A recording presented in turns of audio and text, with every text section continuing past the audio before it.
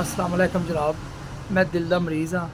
यह मेरी दवाइयां ने जिहड़ियां मैं खाना वा, यह कार्डियोलॉजी की फाइल है। यह भी मेरी दवाइयां ने ते मैं बहुत लाचार हाँ। 4 बच्चे ने मेरे, एक बेटी ब्याह बैठा, बाकी रहिंदियां ने ते बिल्कुल बीमार हो गया, कोई काम काज नहीं। बहुत मैं एक फैक्ट्री च मजदूरी करता सा ते डॉक्टर ने पारा कम मना कर दिता है, लिहाजा मैं काम नहीं कर सकता। घर दा सारा खर्चा मेरे सिर ते वे, बच्चियां जवान ने, बच्चे छोटे ने।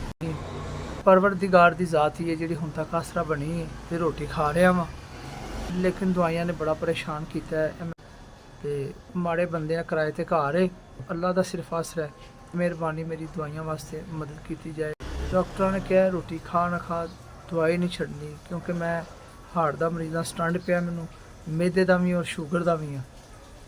एक टाइम ते मैं 3 दवाइयां कित्थों लै सकना वा। मैं गरीब आदमी हाँ, बड़ा परेशान हाँ ते खुदाया करके मेरी मदद करो। माड़ा बंदा वा, बहुत माड़ा वा। मेरे दिल च सिर्फ तुहाडे वास्ते दुआवां ही ने। दरबार च खलो के तुहाडे वास्ते दुआ करा, मालक तुहानू कोई दुख ना देवे।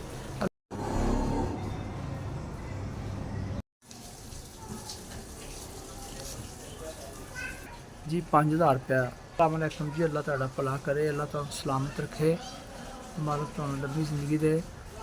5000 रुपये दे के तुसीं मेरे गरीब की मदद की, तुहाडे तो मैं 5000 मेरे ते भला किया है।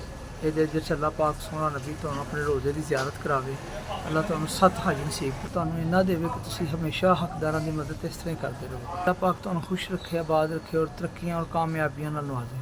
तुहाडा बहुत बहुत शुक्रिया, तुसीं मैनू 5000 रुपये दिता है, मेरी दवाइयां वास्ते मेरी मदद की। तुहाडी बड़ी मेहरबानी, अल्लाह पाक तुहानू इज्जत दे।